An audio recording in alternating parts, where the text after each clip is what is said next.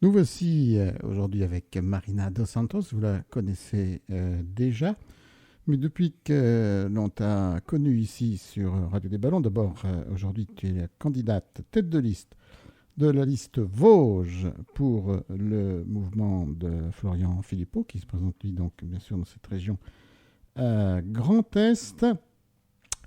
Alors, on t'a connu dans le temps comme Front National, c'était l'appellation aujourd'hui Rassemblement National. Mais aujourd'hui, donc, tu es parti pour aller chez Florian Philippot. Qu'est-ce qui change, qu'est-ce qui différencie Florian Philippot, pratiquement de Marine Le Pen, puisque ce sont des deux leaders des deux partis? Alors déjà, Florian Philippot, les patriotes, on s'incarne comme des souverainistes. Ce que je veux dire par là, c'est que Florian Philippot a toujours défendu une ligne pour la sortie de l'Union européenne, ce que Marine Le Pen a abandonné il y a 4 ans. C'est aussi une des causes pour lesquelles il l'a quitté il y a 4 ans. Et il a toujours défendu cette ligne. C'est ça qui les différencie aujourd'hui. Et donc aujourd'hui, nous les patriotes, on se présente sous la liste Liberté. Donc la liste Liberté, ça rappelle un petit peu ce que nous vivons depuis 15 mois par rapport à la crise sanitaire du Covid-19. Et aujourd'hui, on est les seuls à défendre nos concitoyens dans la rue depuis le mois de novembre, alors que le Rassemblement national, malheureusement, qui fait partie comme des opposants, n'est pas dans la rue actuellement. Ce sont les patriotes qui défendent vraiment tous les concitoyens dans la rue par rapport à cette crise folle du Covid. Comment on peut défendre le Covid dans la rue ? Comment on peut le défendre ? On fait une manifestation qui est tolérée, déclarée. On a le droit de manifester. Après, on fait des débats dans la rue. On est en statique. Le 1er mai, on a fait quand même un défilé pour le 1er mai. On était quand même 10 000 personnes à Paris. Et à chaque samedi, à Paris, Florian Philippot organise une manifestation par rapport à la crise sanitaire depuis le mois de novembre. Donc ça fait quelques mois que ça dure. Et voilà, on est toujours dans la rue pour défendre les concitoyens et puis toute cette crise sanitaire qui est un petit peu liberticide par rapport à nos libertés. Mais plus précisément, parce que oui. On défend quoi exactement ? Parce que on défend quoi ? Ça n'empêche pas d'attraper la Covid, ça ne change pas grand-chose d'aller dans la rue.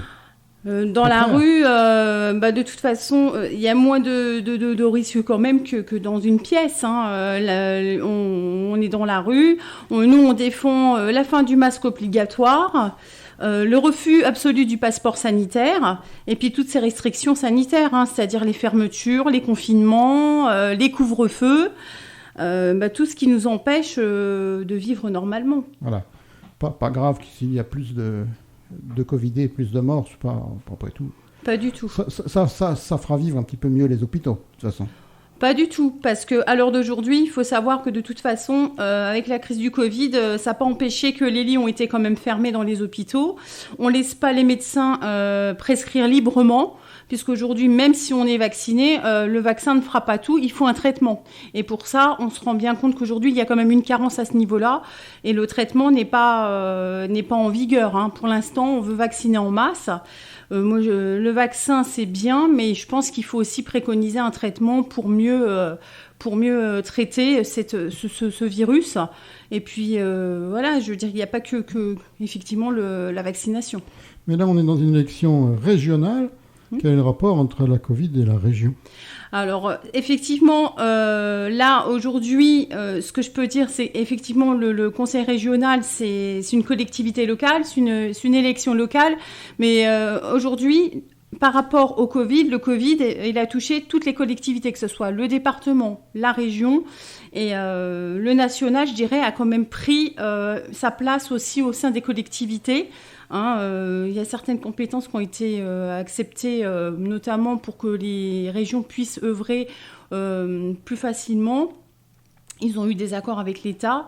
Donc c'est pour ça aussi qu'on se bat, qu'on fait des propositions nationales. Il n'y a pas que effectivement du local, il y a du national, malheureusement qui va être un enjeu pour ces élections régionales, effectivement.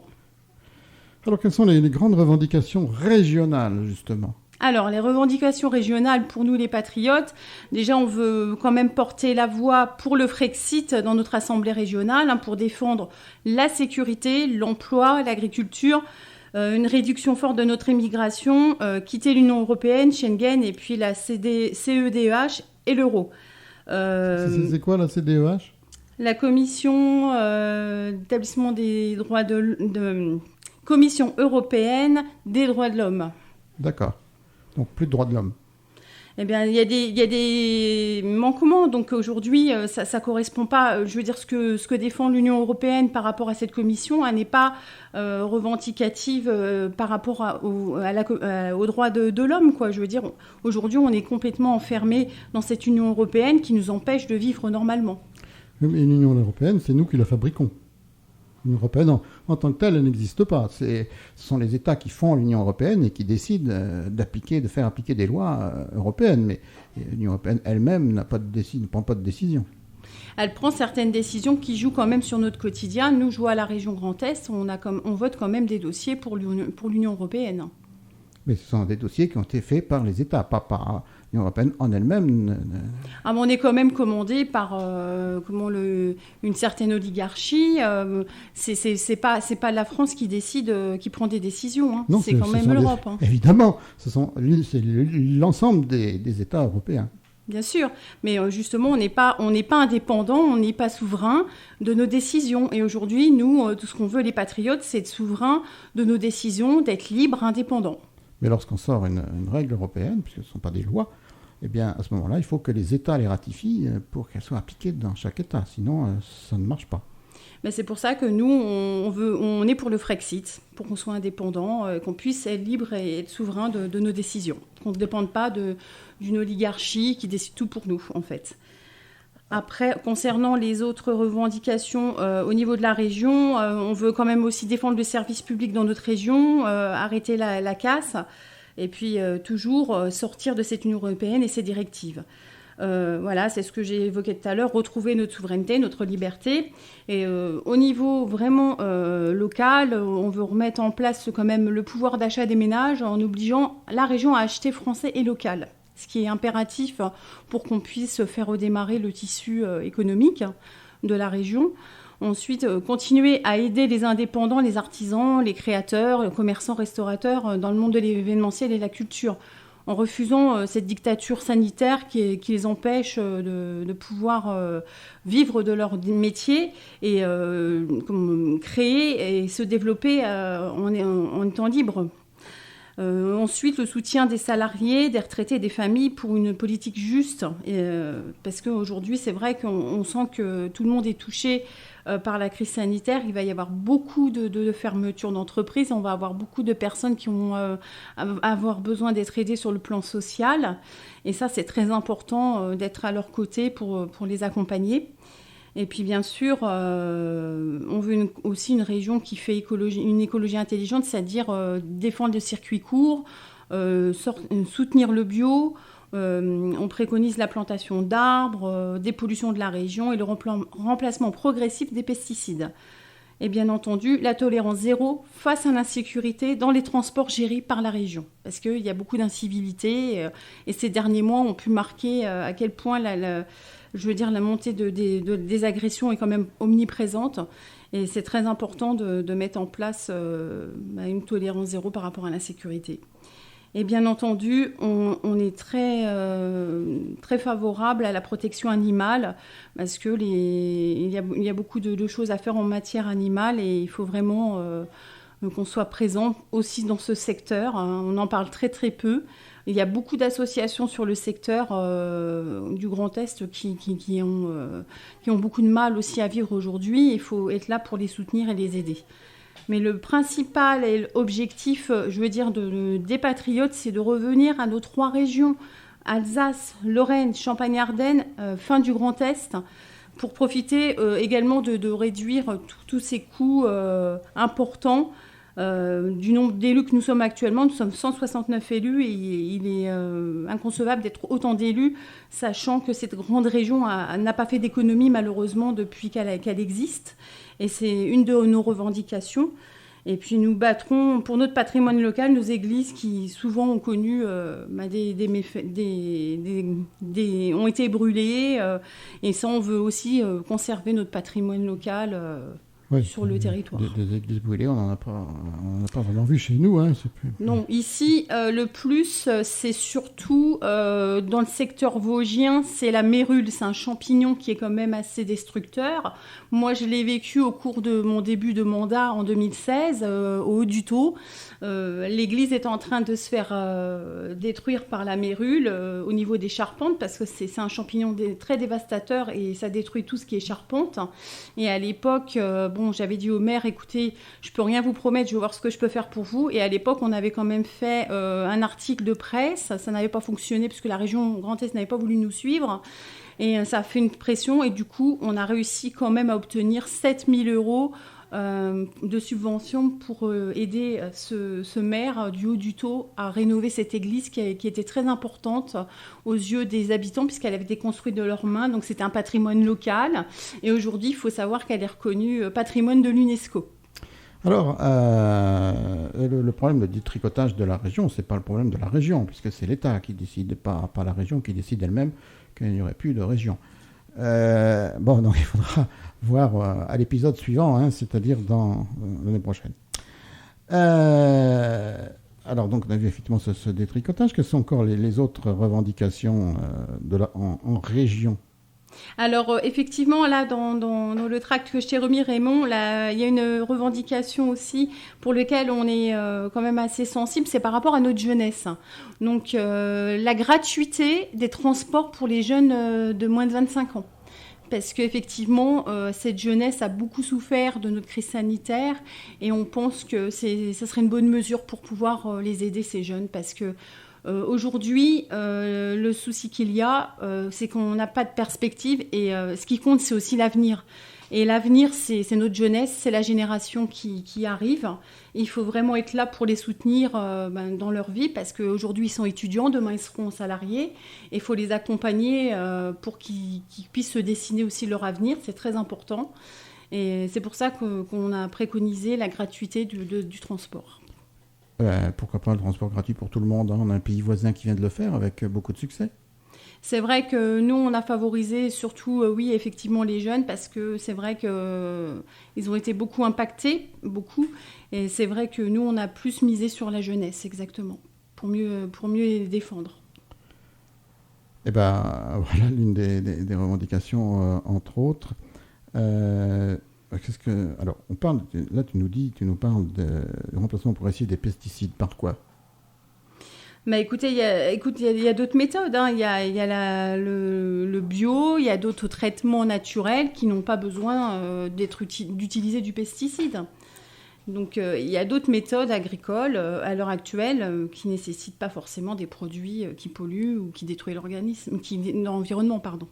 Alors, l'élection, c'est la semaine prochaine. Oui. Donc, ces revendications, maintenant, nous verrons quel en sera le résultat. On se dit toujours que beaucoup d'électeurs votent un petit peu pour l'original. L'original, c'est le Rassemblement national. Est-ce qu'il n'y a pas un risque là Non, parce que je peux te garantir qu'il y a 6 semaines, on était donné à 4%. Il y a encore 8 jours, on était à 6% dans les sondages. Là, il y a quelques jours, mercredi, on était à 8%. La dynamique est là. Et on sent que de toute façon, on est certain d'être au premier tour. Hein. Après, je dirais que entre le Rassemblement national et les Patriotes, il y a quand même des différences, même si Florian Philippot a été dans ce mouvement. Et aujourd'hui, on incarne vraiment une dynamique. Hein. Moi, je le vois bien aussi quand je me suis rendue à certaines manifestations à Paris. Les gens adhèrent à nos idées de plus en plus. Et on sent que ça prend. Après, je te dirais qu'il ne faut pas se fier aux sondages. Ce n'est pas les sondages qui font les élections. Hein. Ce sont les programmes que proposent les candidats. Oui, sauf que tu viens de nous le dire, mais 6%. Bon, toujours est-il que...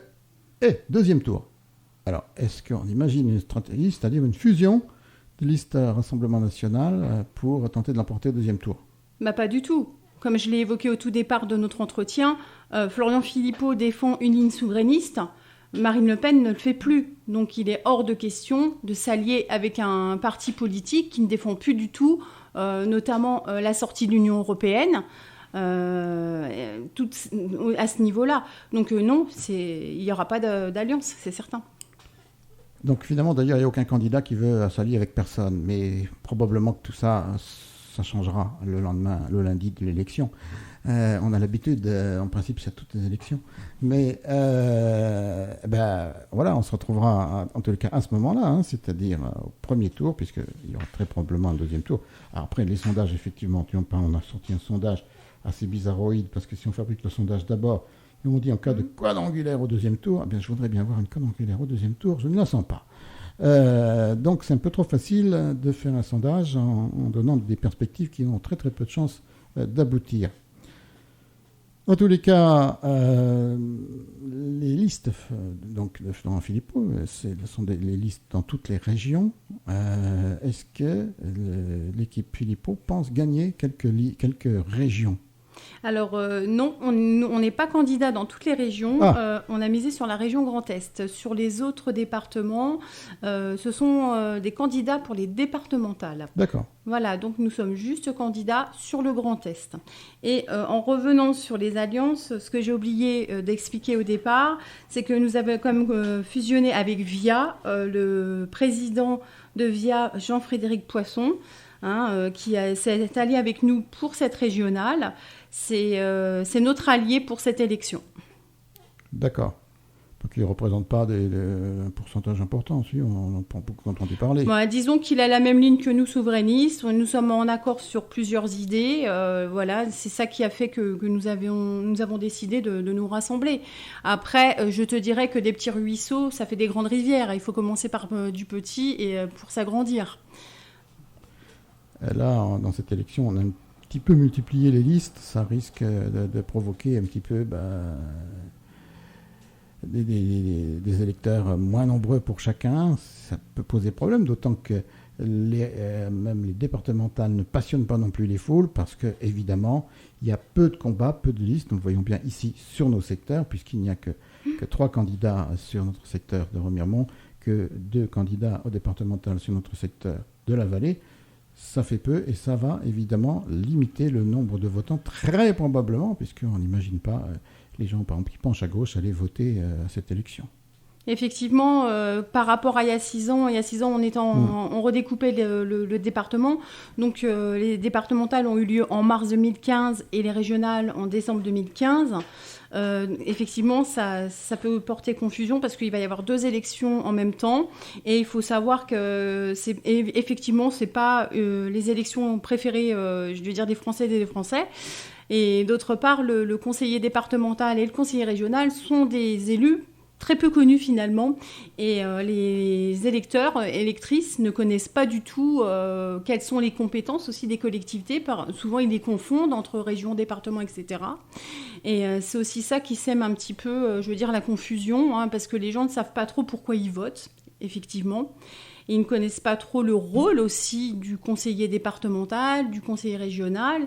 Et ça, c'est aussi à nous de l'emmener quand on est en poste, c'est de faire du terrain pour expliquer un petit peu notre rôle, qu'est-ce qu'on a comme compétences et qu'est-ce qu'on peut leur apporter aussi au quotidien. Parce que moi, par exemple, j'ai siégé à 2 commissions pendant ma mandature, pendant 6 ans.